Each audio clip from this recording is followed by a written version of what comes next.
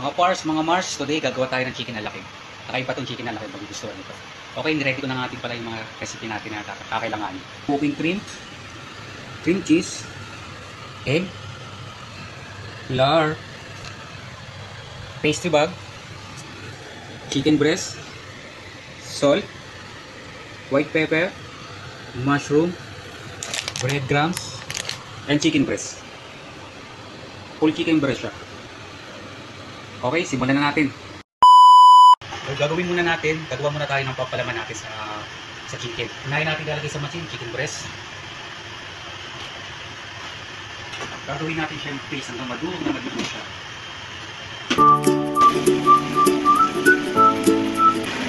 Kapag nakita natin na durog na siya, na parang paste na siya, ilalagay natin next, cheese.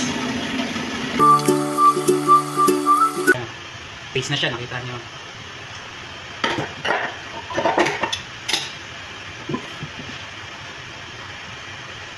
Lagyan na natin cream cheese.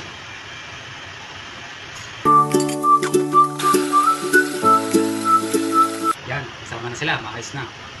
Diba nagiging paste na siya. Tapos lagyan na natin yung salt and white pepper.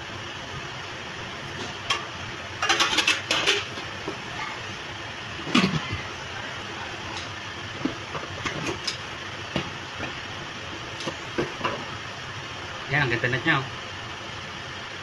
Then, lalagay na natin yung cooking cream. Then, yung uli, mushroom. Isosotate muna natin itong mushroom sa butter bago natin ilagay sa palaman natin. Kaya natin sinusotate para magkaroon siya ng magandang flavor, yung aroma niya, maging consistent siya. Isosotate ko muna ito. Primate ko lang yung fry pan natin. Then, ilagay natin yung butter.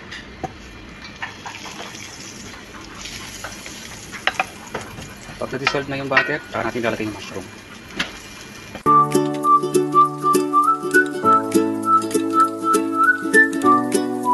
Na-dissolve na natin yung butter, saka natin ilagay yung mushroom. Aliwalayin natin hanggang maging golden brown siya.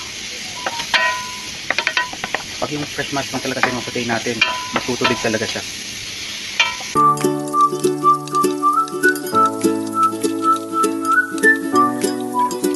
Mabango na siya. Lumalabas yung aroma niya. Yung butter. Gusto na natin yung mushroom para sa filling natin sa chicken alakid. Ilagay na rin natin yung mushroom. Sinusutay natin yung mushroom, hindi natin pwede ilagay na ilaw. Sinusutay na natin ito sa butter hanggang maluto siya. Tapos bago natin i-mix sa ibang ingredients na pang palaman natin, kailangan palamigin din muna natin ito bago natin halo. Okay, lagyan na natin.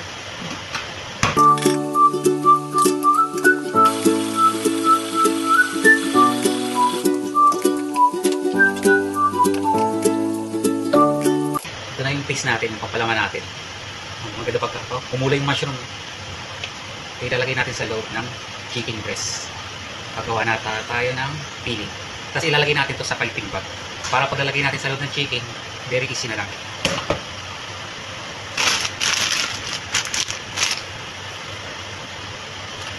Ilagay na natin lahat.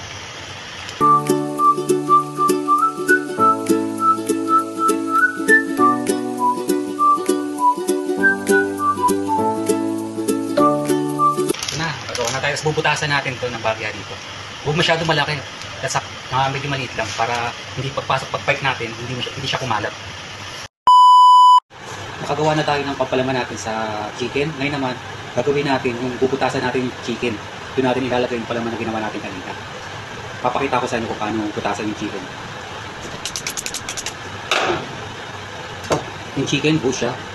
Oo. Bubutasan natin siya dito. Dito natin ipapasok yung palaman natin. Ganito lang siya. Tutusok natin dito. Alalay lang ha. Kasi pag nabutas natin, pag pinrito siya, lalabas yung palaman. Kaya alalayan lang natin. Ayan. Natusok ko na, nakabao na yung kutsilyo, nakakalahati na siya. Tapos alalay mo siyang papalakihin sa loob. Para yung butas niya lumuwag. Hindi yung isang diretso lang. Ay ginagawa ko, tinatagilid ko yung kutsilyo ko. Ayan, tinatagilid ko siya. Lahat wala siyang butas. Hindi siya mabutas yung chicken breast. Kasi pag oras na nabutas siya, sa ilalim, sa gilid, lalo pag pinrito, minsan lumalabas yung feeling natin. Ito nakadali siya. Ayun. Butas na natin. Oh, butas na siya. Yan. Diba? Wala siyang ibang butas sa gilid. Wala. Dito lang talaga. Dito ko siya sinimulan. Sa taas. Sa taas mo na talaga sisimulan siya. Para mabutas ng maayos yung chicken breast. Nagsample pa tayo ng isa. Bali, gagawin ko dito pang buffet ito, 4 na kilo. Chicken breast. Then, tutusok natin. Tusok, pabaon, pabaon, pabaon. Alalay yung kamay natin, nakaalalay dito. Para natatansya din natin, nakakapa natin kung yung kutsilyo ba, umaano ba siya, bumabaon. O nahihiwa ba yung chicken sa loob, yung laman niya. Tapos, kapag pwede naman natin ibalik, pero alalay lang din. Igagawin natin yung chicken. Kutsilyo natin, tagilid to. Butas ulit natin. Hanggang loob na yan. Oh. Ano na siya. Ganun lang kadali na magbutas ng chicken dun para lagyan natin ng palaman. Lalagyan natin ito ng palaman mamaya. Butasin na natin lahat.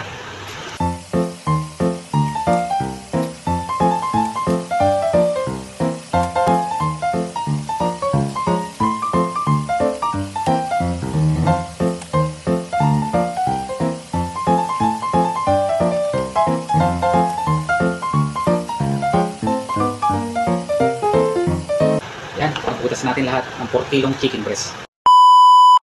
Yan, binutasan ko na rin to yung piping bag natin. Then ilalagay na natin yung filling sa chicken breast. Alalay lang. Pagka alalay, ipe-press natin hanggang pababa para bumaba siya. Tapos, nakalat na natin, nasa baba na, nararamdaman na natin kasi nakakapa natin. Tapos, i-press pa natin. Yan, pakita ko sa inyo. Ilagay natin sa loob. May laman na rin siya. Ayan, tumaba siya. Nalagyan natin ng palaman.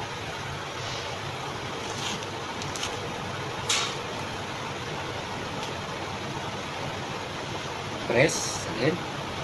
Ayan, alalay. Palaman siya.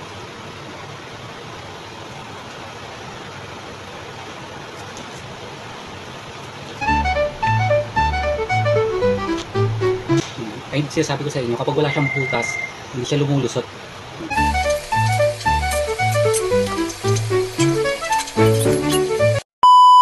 Ay na mga mga Mars, nakagawa na tayo, nalagay na natin yung palaman natin sa loob ng chicken breast. Nakadalawang tray tayo. Di ba pag wala siyang butas, malinis siya, hindi siya makalat yung feeling niya, hindi kumakalat. Mga Mars, gagawa na tayo ng batter para sa chicken alakib natin, pang cooking. Okay, simulan na natin.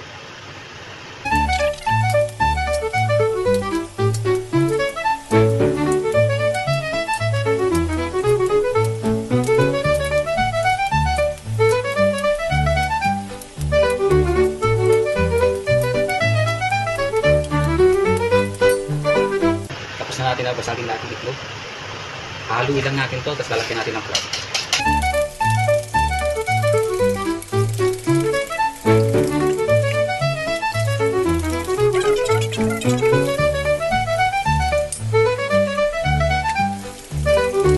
Nahalo na natin ng maigi. Lagyan natin ng salt.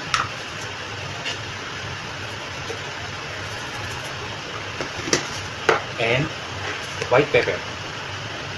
Para kahit pa paano yung butter natin may lasa-lasa pa. Kaya lagyan natin ng salt and pepper. Yan, haluin natin bago natin ilagay yung flour.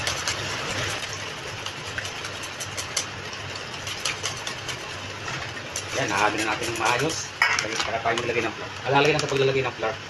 Baka mapasobra, lalong malapot. Kapag lagay na tayo ng flour, haluin natin. Nahalo na natin.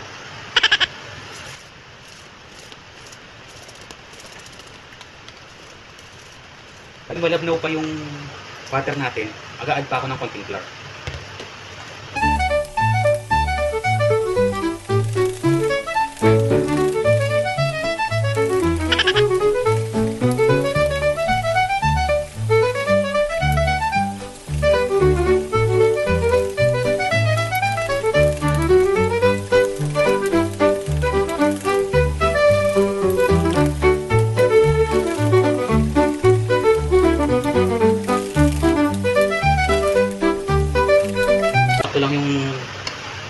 niya, yung nagrarani lang siya.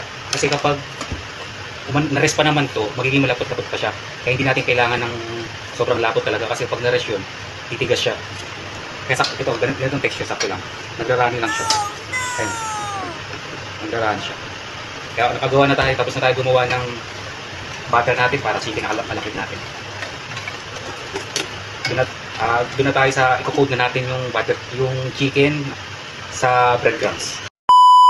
Mga Mars, i-coat na natin yung chicken sa breadcrumbs para mabuo na natin yung chicken alakit. Lagi natin tandaan yung kanang kamay natin para sa dry ingredients, yung kaliwang kamay natin para sa wet ingredients.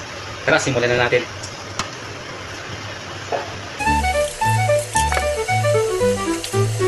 Isang pagkakakoat din natin ng butter sa chicken para pag nilagay natin sa breadcrumbs, hindi siya pangit na lumipat yung breadcrumbs. Ay maayos. Lahat nalagyan natin ng butter.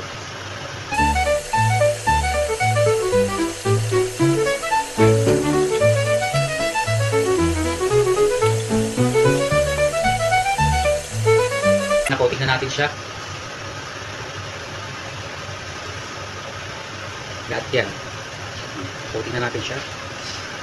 Make sure din yung sa pinalagyan na natin, binutasan natin, dapat maklose yun.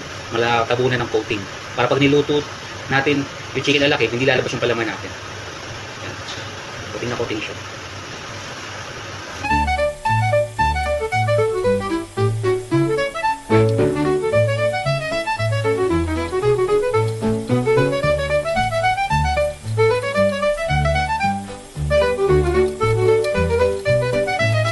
Ulit sa inyo. Diba? Na-coating natin siya ng maayos. Mga Mars, tapos na natin i-coat yung chicken breast natin. Nakagawa na tayo ng chicken alakit. Ano pa hinihintay nyo? Subukan nyo na sa inyong bahay. Lalo ngayon magpapasko, magbabagong taon, para may pagsalu-saluhan kayo.